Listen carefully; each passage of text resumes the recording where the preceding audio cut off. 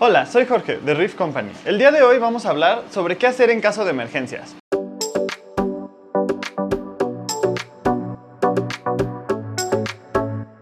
Hoy tuvimos una emergencia en este acuario que atendemos dentro de nuestros clientes de Riff Company a los que les damos mantenimiento. Y lo que pasó aquí fue que se asentó la casa, hubo un movimiento en el piso y uno de nuestros sumps se quebró.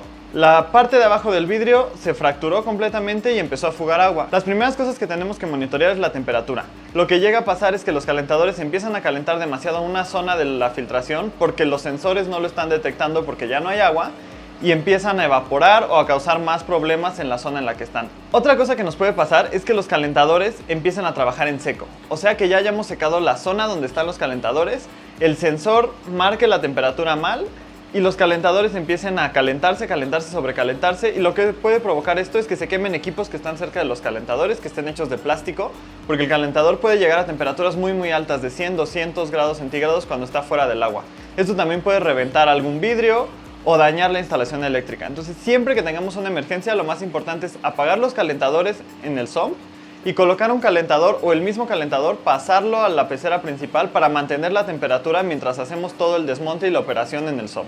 Una vez que ya tenemos los calentadores bajo control, tenemos que ver qué está pasando con las demás bombas, por ejemplo de reactores de calcio, todo el equipo periférico que está en el acuario, porque cuando estamos perdiendo agua en un sump, lo que empieza a pasar es que las bombas empiezan a trabajar en seco. Cuando una bomba empieza a trabajar en seco, pasa el mismo problema que en los calentadores. Los motores, los bloques de motor, conforme van trabajando, se empiezan a sobrecalentar por la fricción de los impulsores, y esto lo que hace es que se empiecen a hinchar los plásticos que recubren el imán de la bomba y puede llegar a fundirse, a quemar la instalación eléctrica o a provocar algún otro problema. Entonces, una vez que hayamos apagado los calentadores, hay que apagar todo el equipo periférico.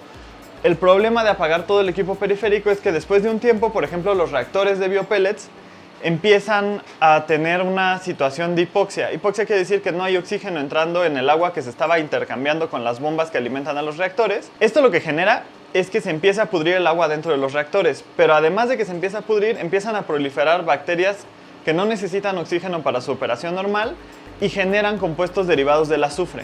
Estos compuestos derivados del azufre son muy tóxicos para el acuario, entonces si dejamos los reactores apagados porque estamos atendiendo una emergencia, es muy importante que antes de volverlos a echar a andar, cambiemos todo el agua que está dentro de los reactores, limpiemos muy bien los biopellets o la media que vayamos a reutilizar y los volvamos a colocar. Porque si los volvemos a colocar, los echamos a andar, prendemos las bombas y toda esa agua que ya se pudrió o que ya tiene compuestos de azufre regresa al sistema, esto puede provocar muchos problemas con los diferentes habitantes del acuario. La siguiente parte que es muy importante es detener el flujo de agua.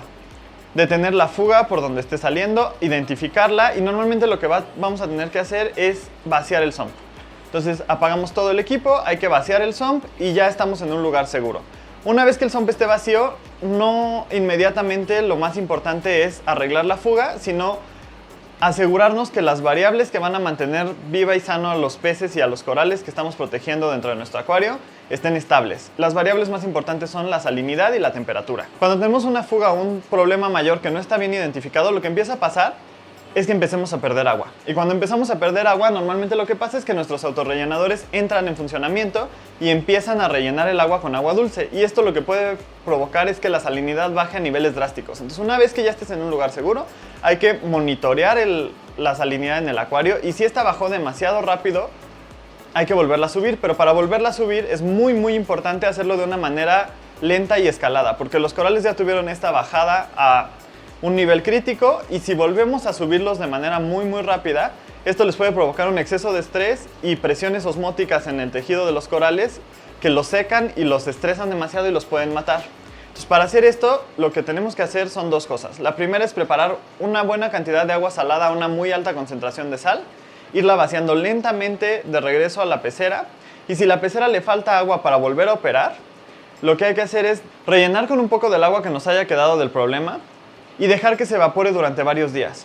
Dejar muy alto el nivel de agua y que este nivel de manera natural vaya bajando mientras perdemos agua dulce por la evaporación, y esto va a ir subiendo la salinidad de manera paulatina para no provocarle más estrés a los corales. Si el problema es una fuga como la que tuvimos en este caso, que fue una fuga muy fuerte, tuvimos que vaciar el sump y va a tomar muchos días reparar el sump porque tenemos que llevarlo de regreso al taller de vidriería, cambiar el fondo, volverlo a instalar.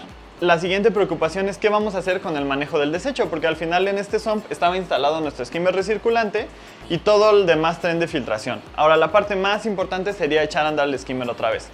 En este caso, lo que tienes que buscar es ver la manera de colocar o un skimmer de mochila externo en una pecera más pequeña para mantener el filtrado andando, o en este caso tenemos un tanque de fragmentación que está conectado al sistema principal que sigue funcionando y vamos a trasladar el skimmer a esa zona, los reactores a esa zona, el sistema de monitoreo a esa zona y usarlo como un respaldo de la filtración para que la filtración siga funcionando los días que sea necesario hasta que tengamos de regreso el sump. Y ahora a mediano plazo tenemos otros organismos adentro del acuario que son importantes para la filtración, que son importantes para la microfauna marina, que son importantes para todo el proceso que llevamos de estabilización de un tanque, por ejemplo las algas. Las algas, si bien al principio no van a ser nuestra preocupación, no es algo que tenemos que salvar, si podemos volver a echar a andar el refugio de algas en otra parte que esté conectada al tanque, o si podemos mantener las algas adentro del mismo tanque principal funcionando con las luces del mismo tanque, esto nos va a ayudar mucho a que no haya tantas variaciones en los niveles de contaminantes como nitrato y fosfato y que no las tengamos que sacar, desecharlas y volver a echar a andar el refugio. En estos casos de emergencia lo más importante es intentar conservar a todos los individuos vivos, incluyendo las algas y los sistemas de filtración biológica vivos, funcionando. Porque si los interrumpimos, normalmente el problema no se ve a la semana o a las 2 semanas, pero después de varias semanas que hicimos este tipo de cambios, empieza a haber acumulación de contaminantes y, por ejemplo, las algas tardan mucho tiempo en volver a empezar a crecer bien, en volver a llevar el paso que ya tenía la filtración que teníamos estable. En un acuario lo más importante es la estabilidad y es lo que estamos intentando resguardar cuando tenemos un incidente o una emergencia. Entonces, para resguardar, en este caso lo que hicimos fue que nuestro sump está en dos partes. Tenemos una parte superior que fue la que se quebró el fondo y tenemos una parte inferior que es donde tenemos los refugios. En este caso redirigimos toda la tubería de bajada que viene del sistema principal para que volviera a entrar por donde recirculaba el agua del sump superior a la parte de abajo. Entonces ahora el agua está regresando de la pecera, entrando directamente al refugio de algas y pasando de regreso a la zona de retorno. Y así podemos mantener funcionando nuestros refugios sin que haya ninguna interrupción en nuestra extracción de nitratos y fosfatos. Al final lo que queremos hacer en este sistema es que como la reparación va a tardar varias semanas, parezca que el tanque sigue funcionando y todo siga operando perfectamente y los corales y los peces no sientan ninguna alteración en niveles de nitrato, fosfato, alcalinidad y calcio. Para esto también tenemos que redirigir el reactor de calcio, esto ya sería a largo plazo. A largo plazo vamos a tener otra vez, si hicimos bien todos los pasos anteriores, vamos a volver a tener consumo de calcio, magnesio y alcalinidad porque los corales en teoría seguirían creciendo.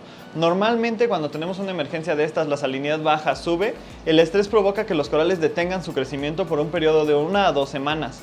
Si esto va a tardar más tiempo, la reparación en que podamos volver a echar a andar todos estos sistemas, lo que tenemos que hacer es encontrar un lugar nuevo para colocarlos y volverlos a conectar. En este caso vamos a trasladar el reactor de calcio a otra recámara dentro del mismo sump fracturado y vamos a cambiar la bomba de alimentación a la parte de abajo donde tenemos las algas para que pueda seguir alimentando el reactor de calcio y el reactor de calcio pueda seguir regresando alcalinidad a nuestro sistema, pero con unas mangueras externas mucho más largas y redirigidas. Ahora, por último y lo más importante es asegurarnos de que el sistema que recolocamos y todo el movimiento de equipo que estamos haciendo sea seguro. ¿Y sea seguro a qué me refiero? Son varias cosas. La primera es que, por ejemplo, si cambiamos los calentadores del lugar, nos aseguremos que los calentadores estén bien conectados, que no haya posibilidad de que le caiga agua a las conexiones, de que los calentadores no hayan trabajado en seco y se haya dañado algún sistema de control adentro de los calentadores y esto pueda sobrecalentar la pecera, porque cuando estamos atendiendo una emergencia, todo lo intentamos hacer lo más rápido posible para poder salvar a los organismos y normalmente cometemos errores. Y estos errores a largo plazo pueden ser aún peor que la falla que estamos atendiendo.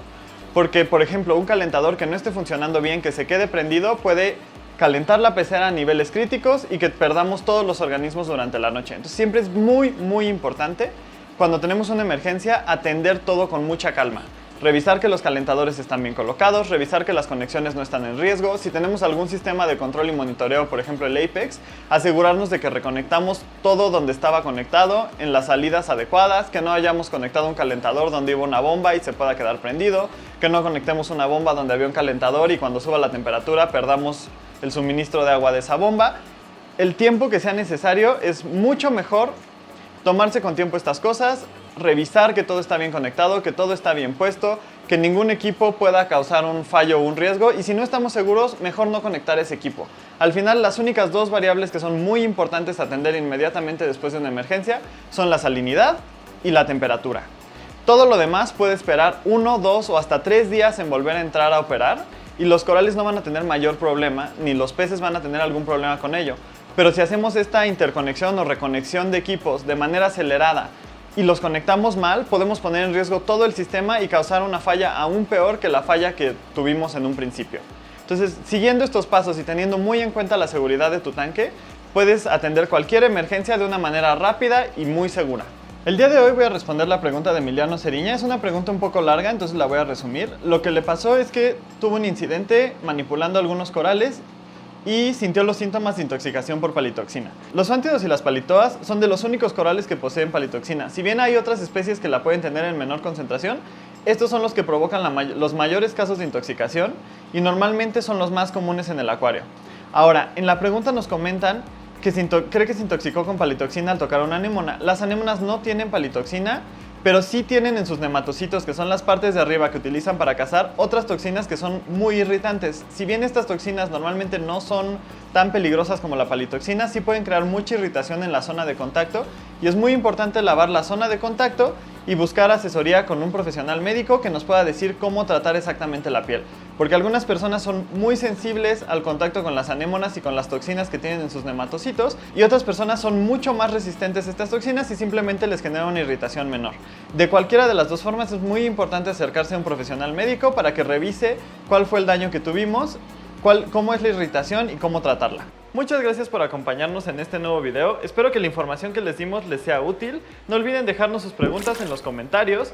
Estar pendientes todos los jueves al catálogo que publicamos de los corales que están disponibles de nuestra granja de corales, y checar la descripción donde esté el link de nuestra tienda de Mercado Libre para poder tener hasta su casa todos los productos que producimos. Muchas gracias.